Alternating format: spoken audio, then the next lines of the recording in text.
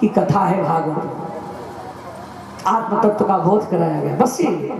तो उत्तानपाद जीवात्मा की, राजा माने जीवात्मा, राजा माने जीवात्मा है, उस उत्तानपाद जीवात्मा की दो रानियां हैं, सुनीति और सुरुचि।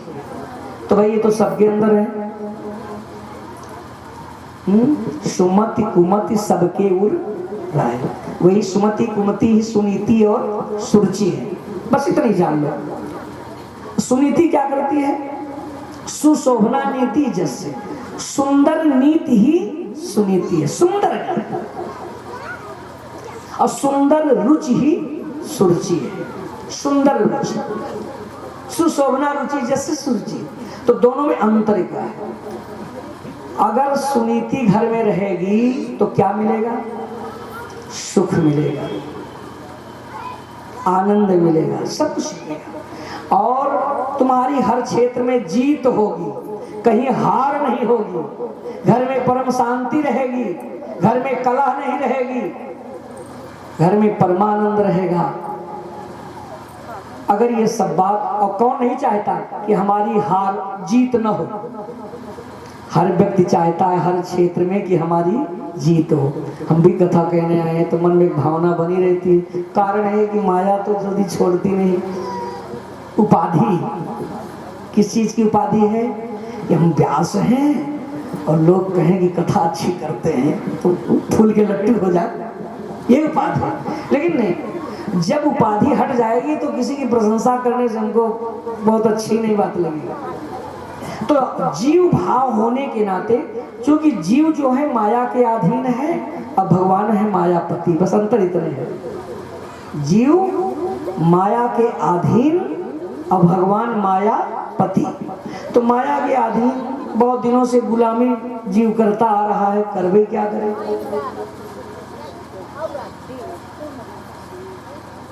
सुरुचि, अपने मन की रुचि।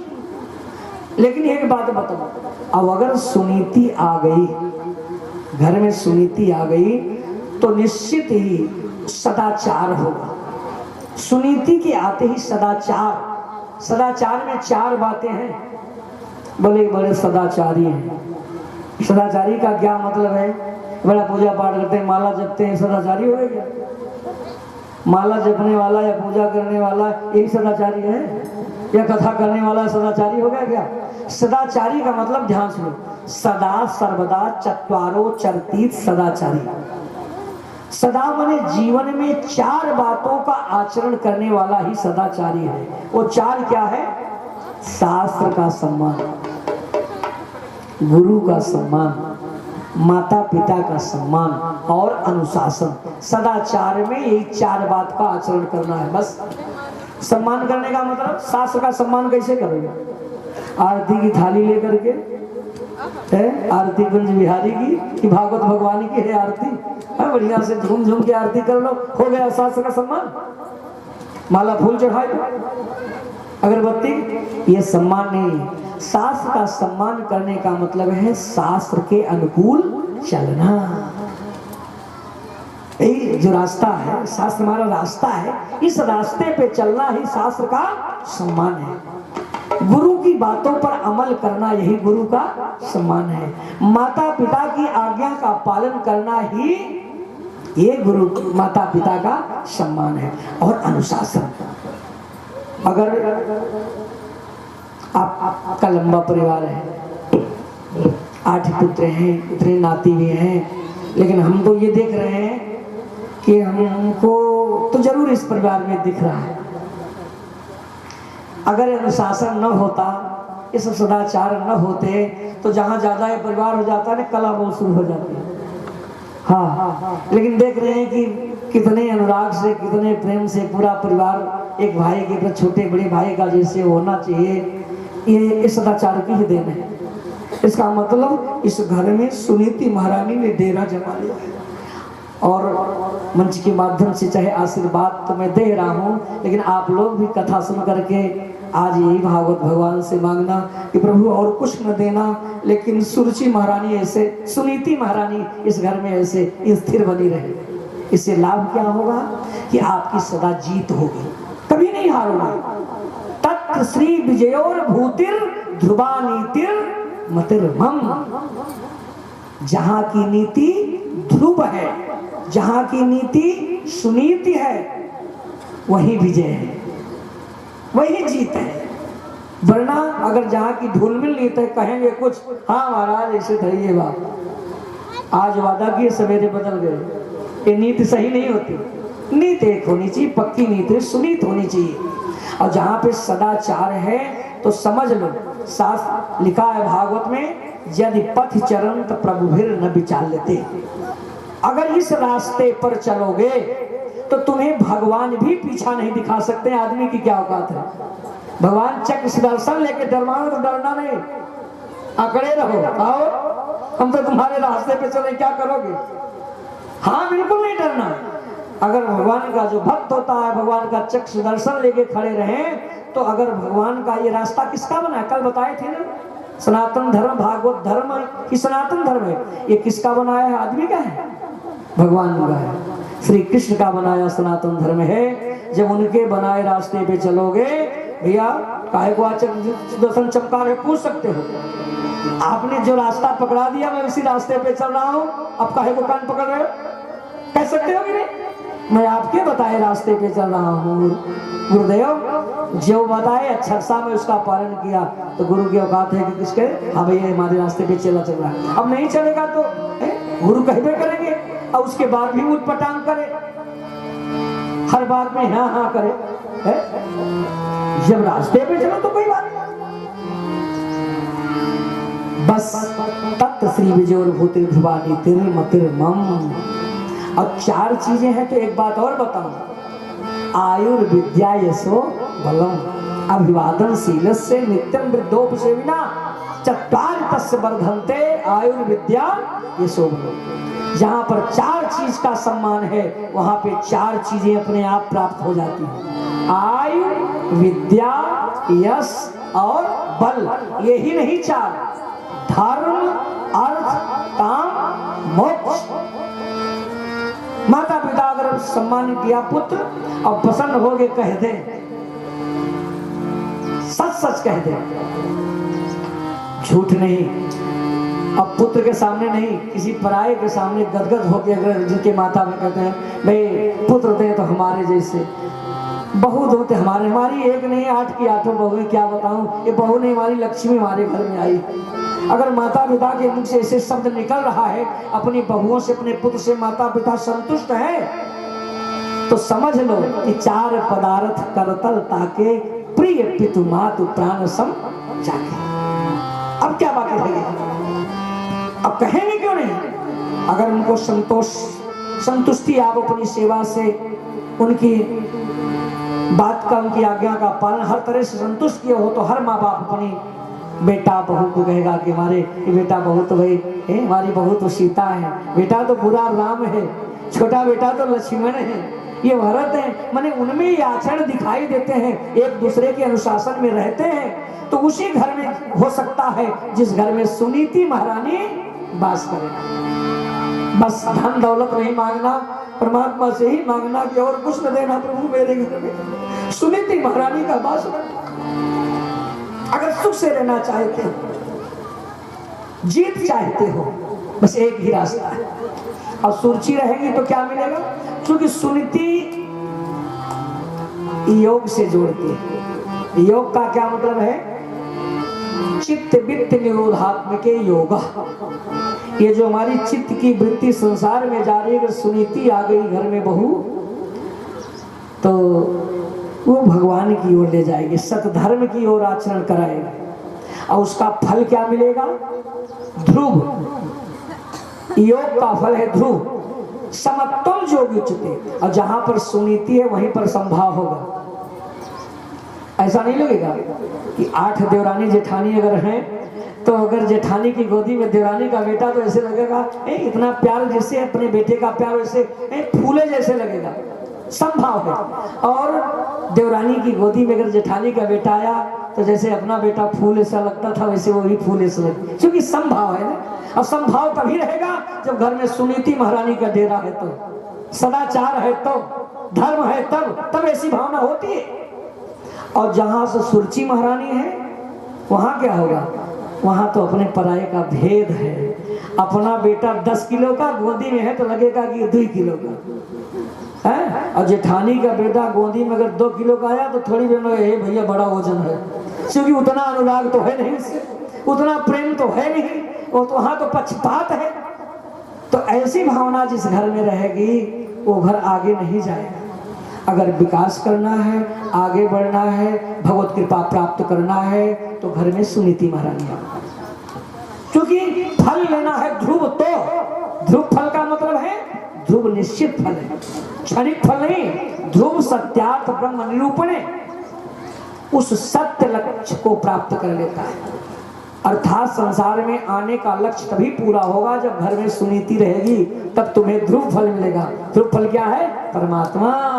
तब परमात्मा से संबंध होगा। अगर सदाचार है तो, सुनीति है तो, तभी ध्रुव फल मिलेगा। और सुरुचि क्या करती है? सुरुचि भोग से जोड़ती है। और सुरुचि का मतलब हम न शास्त्र का मानेंगे, न गुरु का मानेंगे, न जेठ का मानेंगे, न सासू का मानेंगे, फिर किसका मानेंगे? सुरुचि है ना।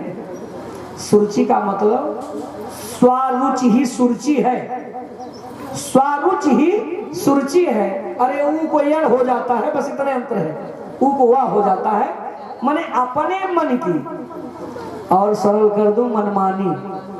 अरे भैया जिस घर में मनमानी शुरू हो गई है, ये हमारे पंडित जी किसी को अपनी बहू, अरे नहीं चलो अब बढ़ बढ़ बढ़ करो, तुम्हारे कहने से नहीं। जिस घर में ऐसा हो गया उस घर का कल्याण होगा। समझ लो कि अपने घर वो स्वयं नीचे चला जा रहा है, अधःपतन की ओर जा रहा है। जिस घर में मनमानी हो गई, अनुशासन अपने आप भंग हो गया, सदाचार कहाँ रह ही गया, और सदाचार चला गया तो आयु विद्या यश बल अपकी सब उस घर से चली गई। महापुरुषों का भी अपमान कर सकते हैं तो सबकी बद्दुआ लगेगी। अब बद्दुआ ऐसी हाय है, इससे पूरे परिवार का विनाश हो जाता है, वो परिवार एकदम गर्त में चला जाता है। इसलिए अब भैया अब आप सब यही कहानी के माध्यम से, भाई तो तुम पूरी सुना दिए होते हैं, लेकिन कहानी नहीं, इसका जो रहस्य है, यही रहस्य हम कथा सुनाने आए हैं। इस रहस्य को समझो। इसमें तो साधन सिद्ध सुलभ अनुग्रह मार्ग मर्यादा मार्ग घर गृहस्थी कैसे चले सब बातें बताएं कि केवल कहानी सुना दे, 7 दिन में भजन सुना दे, तबला बजा के नचा के चले जाए, यही कथा है। रहस्य ये है कि समाज कैसे उत्थान करे, घर परिवार में रहना है, गृहस्थ आश्रम में रहना है तो हम कैसे रहें, तो घर में सुनीति महारानी का वास करें। और कथा के माध्यम से तो ये उत्तानपाद राजा की 2 रानियां हैं, सुनीति और सुरुचि। सुनीति बड़ी रानी है। सुनीति एक रहेगी तो उसके अंदर संभाव, सुनीति को पुत्र नहीं हुआ तो सुरुचि से शादी करवाई, लेकिन सब सुरुचि घर में आ गई तो सुरुचि कहने लगी 2 में 1। और यही बात पक्का ही है, जिस घर में सुनीति का पांव जम गया वहां पे सुरुचि आ नहीं सकती, और जिस घर में सुरुचि का डेरा हो गया वहां सुनीति कहाँ रह सकती है? सदाचार रहेगा कदापि नहीं। जिस घर में अधर्म पापाचार दुराचार होने लगा, धर्म तो बहुत दूर भाग जाएगा। लेकिन ये जीव जो राजा है, जीवात्मा है, ये सुरुचि वासनाओं के अधीन होने के कारण सुरुचि की बात मान ली। रानी कहने लगी 2 में 1, सुनीति की बात नहीं मानी। धर्म की बात इतना उपदेश करें, कोई पल्ले पड़ता है, एक आध बात पल्ले पड़ेगी, और वो धर्म की बात बताओ तो एकदम सलाह बन जाएगी रातों रात है। चाहे कांटों पे चलना पड़े तो कोई बात नहीं। अब धर्म की बात बताएंगे कि भैया चलो आज वहां चलना है, अरे भैया वहां तो बहुत सर दर्द कर रहा है। मुश्किल तो ये बात है, समझ में कहाँ थी। तो सुरुचि आ गई हो तो राजा मान ही जाएगा। सुरुचि बस में कर लियो, जैसे चाहे वैसे करे। अब भाई जैसे कहो, कहा कि ऐसा है कि हमारे कहने से चलना है तो इस रानी को बाहर निकालो। इस रानी का मतलब यहाँ पर नीति धर्म नहीं चलेगा। जब कहूँ मैं यहाँ पर नीति धर्म की जरूरत नहीं है, सदाचार की जरूरत नहीं है। हमको जैसे अच्छा लगे, चाहे अधर्म हो चाहे व्यभिचार हो, इससे मतलब नहीं है। सुरुचि को तो भोग चाहिए, है कि नहीं? सुरुचि भोग से जोड़ती है। अब भोग का फल क्या होगा? भोग का फल क्या है? सुरुचि भोग से जोड़ती है, सुनीति योग से जोड़ती है। भोग का फल होगा उत्तम। कहोगे महाराज बढ़िया तो है, क्यों भैया उत्तम बने बढ़िया। लेकिन आपसे ये बताऊं, बबूल का पेड़ लगाओ, दशहरी आम की कामना करो तो संभव है? उसमें तो सिंघड़ी मिलेगी। बबूल का पेड़ लगाए हो, पेड़ भोग का लगाए हो और फल उत्तम चाहते हो तो शब्दा नाम अनेक अर्थ। एक शब्द के अनेक अर्थ होते हैं। यहाँ पर उत्तम का अर्थ जरा सुनो। अरे भोग का फल भोग ही होगा। उत्तम का अर्थ है उत माने उच्च कोटि का, उत उपसर्ग लगा हुआ है और शब्द है तम। तम शब्द में उत उपसर्ग है। उपसर्ग लगाने से अर्थ बदल जाता है। उच्च कोटि का तम माने अंधकार, वासना, विषय, घोर अंधकार समझ लो।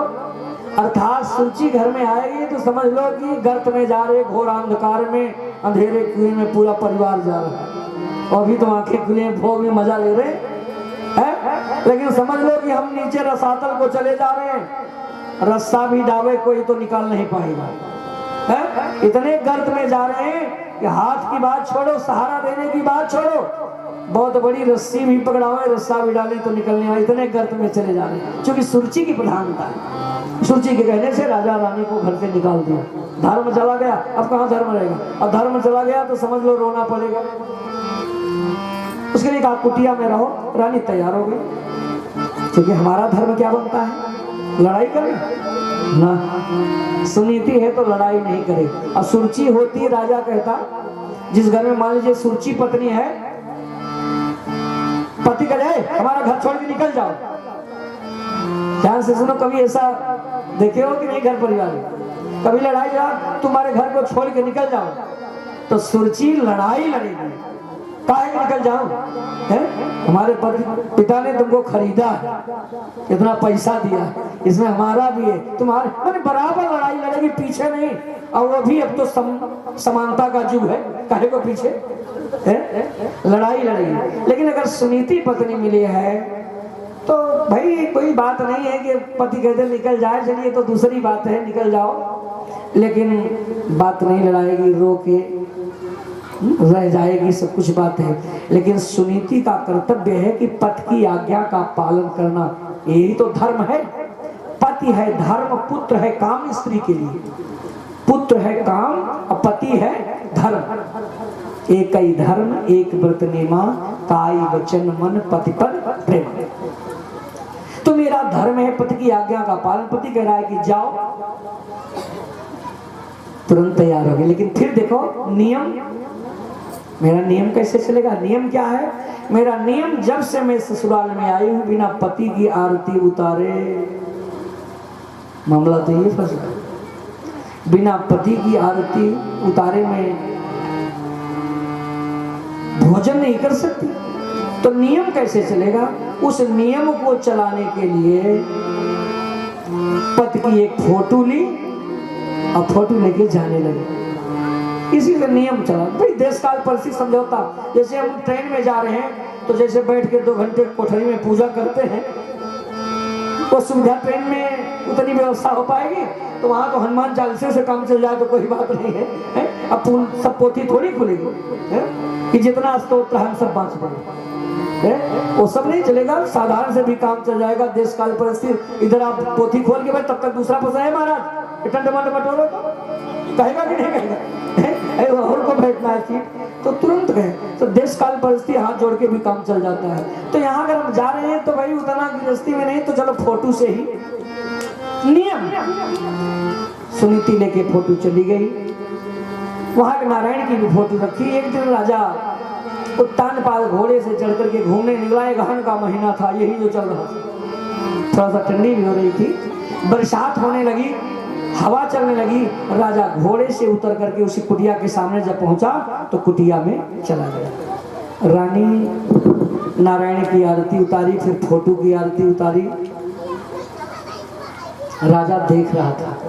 राजा का दिल भर आया, जिस रानी को मैं इतना सम्मान देता हूं, जिसे मैं इतना सम्मान देता हूं, वो तो बात बात पे हमको कंट्रोल करती रहती है। मुश्किल तो बात ही है, जिसे मैं इतना सम्मान देता हूं, धिक मांग, मुझे तो धिक्कार है। अब देखो ज्ञान